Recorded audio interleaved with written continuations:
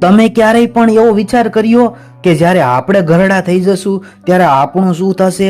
આપણે ગઢા થઈ જશું તે આપણને હાસવવાવાળું કોઈ હશે કે નહીં? શું તમારા મનમાં ક્યારેય એવો વિચાર આવ્યો કે આપણે ઘરડા થઈ જશું ત્યારે આપણું શું થશે? અત્યારે તો આપણે યુવાન છીએ, પણ જો આપણે ઘરડા થઈશું તો આપણને કોઈ સાસવવાવાળું હશે કે નહીં? ઘણા લોકો યુવાનીના જોશમાં એવી ભૂલ કરી નાખતા હોય છે જે ભૂલનો પસ્તાવો એને આખી જિંદગી રહેતો હોય છે અને એની આખી જિંદગી બરબાદ થઈ જતી હોય છે.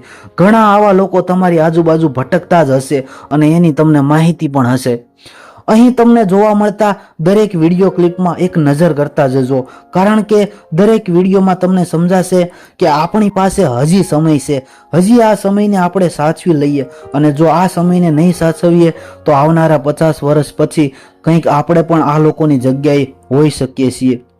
માટે આ સમયને સાચવી લેજો. આવનારા 50 વર્ષ પછી જો આ લોકોની જગ્યાએ આપણે હશું તો આપણું શું થશે? આપણો વારો આવ્યો ત્યારે આપણી ઉપર શું વીતશે એવું ક્યારે વિચાર્યું છે તમે?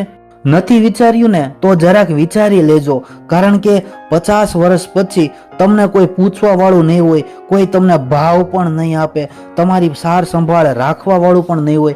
ત્યારે તમારું શું થશે? અને જો આ વિચાર તમારા મનમાં આવ્યો તો આ વિડીયો નક્કી તમારા માટે જ છે. આમ છતાં ઘણા લોકો આ વિડીયો જોઈને એવું વિચારતા હશે કે એલા ભાઈ, આપણે ક્યાં 50 વર્ષ જીવવું છે? આપણે તો 50 વર્ષ પહેલા ટપકી જવાના. અરે ભાઈ, જો 50 વર્ષ તું જીવી ગયો તો તારું શું થશે એ વિચાર્યું? એટલા માટે 50 વર્ષ પછી આવો વારો આપણો ના આવે એ વિચારવાની જવાબદારી આપણી છે. પરંતુ જો 50 વર્ષ પછીનું જીવન તમારે સુખદ અને સારી રીતે વિતાવવું હોય તો અત્યારે કંઈક કરી લેજો ભાઈ.